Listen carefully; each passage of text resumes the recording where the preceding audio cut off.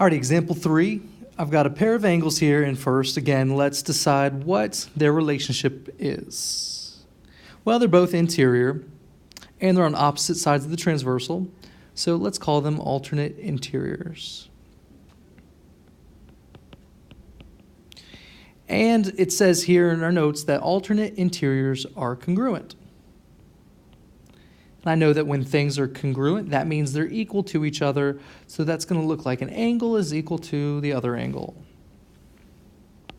Well, let's plug in some numbers. I've got a -3 plus 32x for one angle, and my other angle is 30x plus 5. So let's do some algebra. Let's get all of our x's on the same side.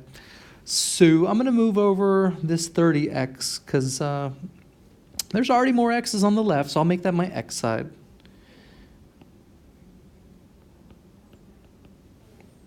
All right, so I've got a -3, and then 32x's minus 30x's leaves me with 2x's equals 5.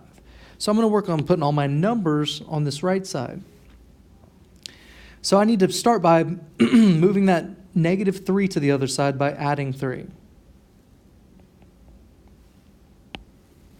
That gives me a 2x on the left and an 8 on the right. And lastly, divide by 2.